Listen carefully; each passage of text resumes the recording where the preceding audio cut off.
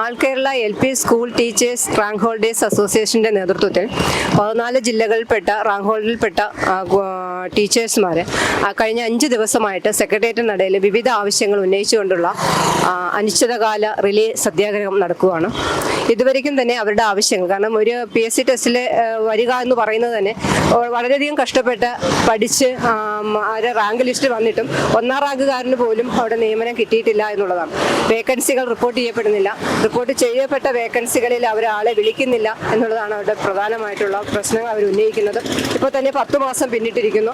ഇതുവരെയ്ക്കും തന്നെ അവരുടെ പല ജില്ലകളിലും 14 ജില്ലകളിൽ തന്നെ ഒരു 3-4 ജില്ലകളിൽ മാത്രമാണ് 1-2 പേരെ വിളിച്ചിട്ടുള്ളത്. മറ്റു പല ജില്ലകളിലും തന്നെ 1ാം റാങ്കുകാരെ പോലും വിളിച്ചിട്ടില്ല എന്നുള്ളതാണ് വളരെ ദയനീയമായ ഒരു അവസ്ഥ. ഇപ്പോൾ 10 മാസം പിന്നിട്ടിരിക്കുന്നു. ഇനി വളരെ കുറച്ച് ദിവസങ്ങൾ മാത്രമാണ്, കുറച്ച് വർഷങ്ങൾ മാത്രമാണ് അവർക്കുള്ളത്. അപ്പോൾ ഇനിയിപ്പോൾ ഒരു ഇലക്ഷനും കൂടി വരുന്ന സാഹചര്യത്തിൽ അവർക്ക് എങ്ങനെ നിയമനം കിട്ടും? അവർക്കതിൽ ആശങ്കയുണ്ട്. ഈ റാങ്ക് ലിസ്റ്റ് പെട്ട അവർക്ക് ആശങ്കയുണ്ട്. ഇനി ഒരു നിയമനം കിട്ടുമോ എന്നുള്ളതിൽ അവർക്ക് ആശങ്കയുണ്ട്. ആ ആശങ്കകൾ പങ്കുവയ്ക്കുകയും അവരുടെ ആവശ്യങ്ങൾ ഉന്നയിച്ചുകൊണ്ട് അവർ കഴിഞ്ഞ 5 ദിവസമായിട്ട് ഇവിടെ അനിശ്ചിതകാല റിലേ സത്യാഗ്രഹം നടത്തി വരികയാണ്. 2025 മെയ് 31 വന്ന റാങ്ക് ലിസ്റ്റാണിത്.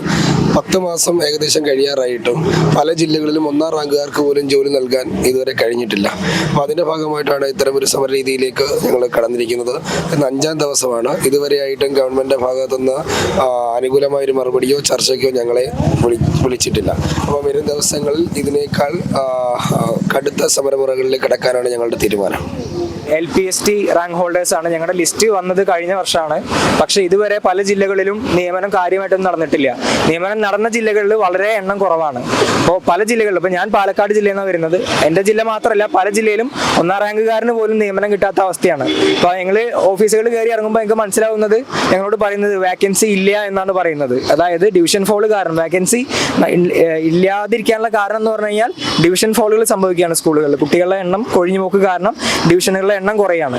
അപ്പോൾ ഞങ്ങൾക്ക് ഇതിന് ഞങ്ങൾ ഗവൺമെന്റിനോടൊരു ഇത് പരിഹരിക്കാനുള്ള ഒരു കാര്യമായിട്ട് ഞങ്ങൾ ഉന്നയിക്കുന്നത്, ഡിവിഷൻ ഫോള് ഞങ്ങൾ എല്ലാ സ്കൂളുകളിലും ചെയ്യണം എന്നല്ല പറയുന്നത്. ഡിവിഷൻ ഫോള് വരുന്ന സ്കൂളുകളിലെങ്കിലും അധ്യാപക വിദ്യാർത്ഥി അനുപാതം 1:25 ആക്കി തരും. അതുപോലെ നിലവിൽ HTV വേക്കൻസികൾ, ഹെഡ് ടീച്ചർ വേക്കൻസി, അതായത് അധികം കുട്ടികളുള്ള സ്കൂളുകളിൽ ഹെഡ് ടീച്ചർ വേക്കൻസിയിൽ ഇപ്പോൾ നിലവിൽ ഡെയിലി വേജിനാണ് ആളെ വെക്കുന്നത്. അപ്പോൾ അത് PSC ഉദ്യോഗാർത്ഥികൾക്ക് വിട്ടു തന്നാൽ തന്നെ ഞങ്ങളുടെ ജില്ലയിൽ മാത്രമല്ല, കേരളത്തിലുള്ള ഒരുപാട് ജില്ലകളിൽ നിയമനം കാര്യമായിട്ട് നടക്കും. ഇപ്പോൾ എന്താണെന്ന് വെച്ച് കഴിഞ്ഞാൽ, ഇപ്പോൾ ലിസ്റ്റ് വന്ന ഈ മെയ് മാസം ആകുമ്പോഴും ഞങ്ങളുടെ ലിസ്റ്റിൽ നിന്ന് 1ാം റാങ്കുകാർ പോലും കിട്ടിയിട്ടില്ല. കഴിഞ്ഞ ലിസ്റ്റിലുള്ളവർ ഇപ്പോഴും നിയമനം കാത്തു നിൽക്കുക. പെൻഡിങ് ആയിട്ട് ഒരുപാട് പല ജില്ലകളും 30, 40, 50 വേക്കൻസികൾ ഇനി ഫില്ലായാലാണ് ഈ ലിസ്റ്റിലുള്ള 1ാം റാങ്കുകാരന് ജോലി കിട്ടുള്ളൂ. സമരത്തിന് മുന്നേ തന്നെ DG ആയിട്ട് ഒരു ചർച്ച ഞങ്ങൾ നടത്തിയതാണ്. ആ ചർച്ചയിൽ ഈ വരുന്ന ഡിവിഷൻ ഫോളിനെ എങ്ങനെ പരിഹരിക്കാം, ഏതൊക്കെ രീതിയിൽ ഞങ്ങൾക്ക് വേക്കൻസികൾ റിപ്പോർട്ട് ചെയ്യിപ്പിക്കാം എന്നുള്ള രീതിയെല്ലാം വെച്ചൊരു പ്രപ്പോസൽ പോലും ഞങ്ങൾ തയ്യാറാക്കി ചർച്ചയിൽ കൊടുത്തതാണ്.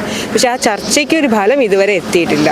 അപ്പോൾ ഈ ഇലക്ഷൻ ഡിക്ലെയർ ആകുമ്പോൾ ഈ സമയം വരെയും ഞങ്ങളുടെ ചർച്ചയ്ക്ക് ഫലം കാണാത്തത് കൊണ്ട് മാത്രമാണ് ഞങ്ങൾ ഈ സമരത്തിന് ഇറങ്ങി തിരിച്ചത് തന്നെ. ഡിസിപ്ലിനറി വേക്കൻസികൾ ഇപ്പോഴും ഒരുപാട് ജില്ലകളിൽ റിപ്പോർട്ട് ചെയ്തിട്ടില്ല.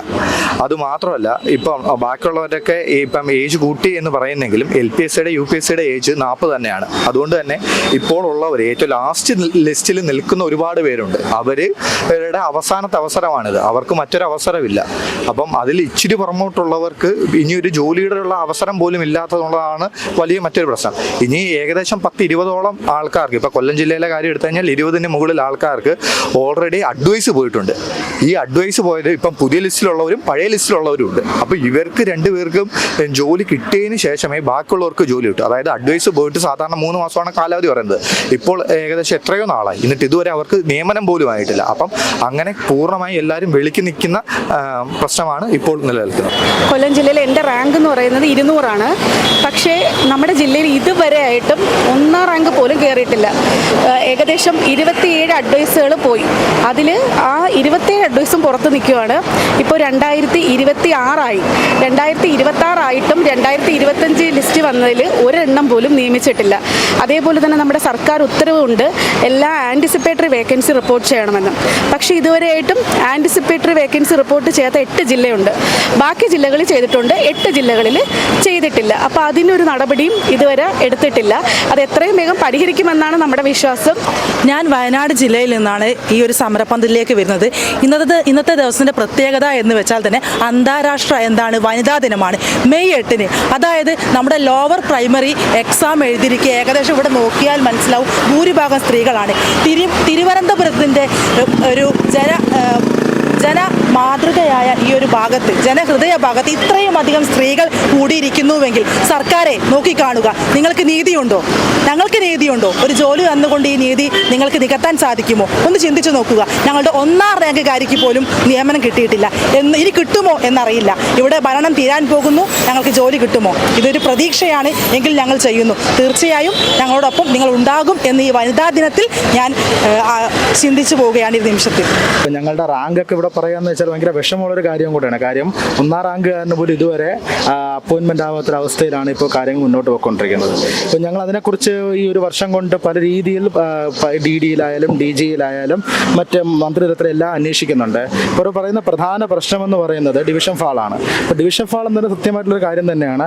പക്ഷേ എന്നിരുന്നാൽ പോലും ഈ ഡിവിഷൻ ഫാൾ വരുമ്പോഴും പുനർവിന്യസിക്കുന്ന രീതിയുണ്ട്. പക്ഷേ ആ രീതിയിലല്ല ഇപ്പോൾ കാര്യങ്ങൾ മുന്നോട്ട് പോയിക്കൊണ്ടിരിക്കുന്നത്. ഇപ്പോൾ ത്രോണോട്ടായ അധ്യാപകർക്ക് BRC പോലെ പല മാർഗ്ഗങ്ങളും ഉണ്ടെങ്കിലും അവരെ കൂടുതലായിട്ടും വിന്യസിക്കുന്നത് ഞങ്ങളുടെ വേക്കൻസികളിലൊക്കെയാണ്.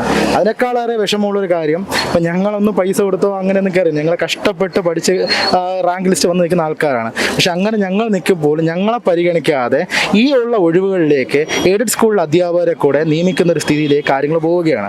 ഇപ്പം ഞങ്ങൾ മനസ്സിലാക്കിയെടുത്തോളം ഞങ്ങളെക്കാളും കൂടുതൽ പ്രൊട്ടക്ഷനും അതുപോലെ തന്നെ പരിഗണനയും കിട്ടുന്നത് ഇതുപോലെ കയറിയ ആൾക്കാർക്കാണ്.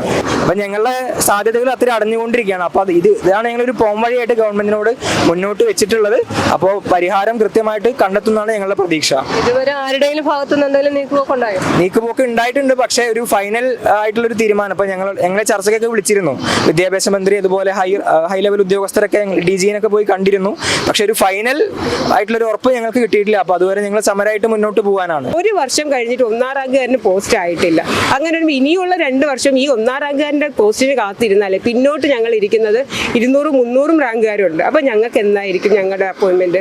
ഞങ്ങൾ കാത്തിരുന്ന് വരെയാണ് 28 ഞങ്ങളുടെ 28 മെയ് 30 ഞങ്ങളുടെ ലിസ്റ്റ് അവസാനിക്കും. ആ 28 മെയ് 31 ഈ 1ാം റാങ്കുകാരൻ മാത്രം അപ്പോയിൻമെൻറ്റ് കയറിയാൽ മതി. ഈ പിന്നോട്ടുള്ള ബാക്കി റാങ്കുകാർക്ക് വേണ്ടേ? അപ്പോൾ ഞങ്ങൾ വെച്ചിട്ടുള്ള ആവശ്യങ്ങളും ഈ ത്രോണോട്ട് ടീച്ചേഴ്സിൻ്റെ ഇതെല്ലാം വെച്ച് ഡിവിഷൻ ഫോൾ എങ്ങനെ കുറയ്ക്കാം ഇതെല്ലാം വെച്ചാൽ ഞങ്ങൾ ചർച്ച ചെയ്തത്. പക്ഷേ ഇതുവരെ ആ ചർച്ചയ്ക്ക് ഒരു പരിഹാരം ഗവൺമെൻറ്റിൻ്റെ ഭാഗത്തു നിന്ന് ഉണ്ടായിട്ടില്ല. ഇപ്പോൾ തന്നെ സ്കൂളിൽ നോക്കിയാൽ HTV എന്നൊരു പോസ്റ്റ് ഉണ്ട്. HMൻ്റെ ക്ലാസ് സ്റ്റാർ ഒഴിവാക്കി ഒരു ഹെഡ് ടീച്ചർ വേക്കൻസി ഉണ്ട്.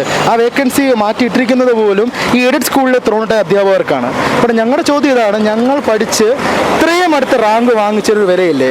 കഴിഞ്ഞ ലിസ്റ്റിൽ നിന്ന് 540-ൽ കൂടുതൽ ആൾക്കാർ കയറിയ ലിസ്റ്റിൽ ഒരു വർഷമായിട്ട് ഒരാളെ പോലും നിയമിക്കുന്നില്ല.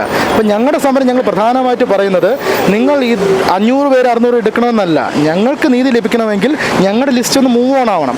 നമ്മുടെ റിട്ടയർമെൻറ്റ് വേക്കൻസികളെല്ലാം തന്നെ ഡിവിഷൻ ഫോളിൽ പോവുകയാണ്. അപ്പോൾ നമുക്ക് വേറൊരു വേക്കൻസി ഇല്ല.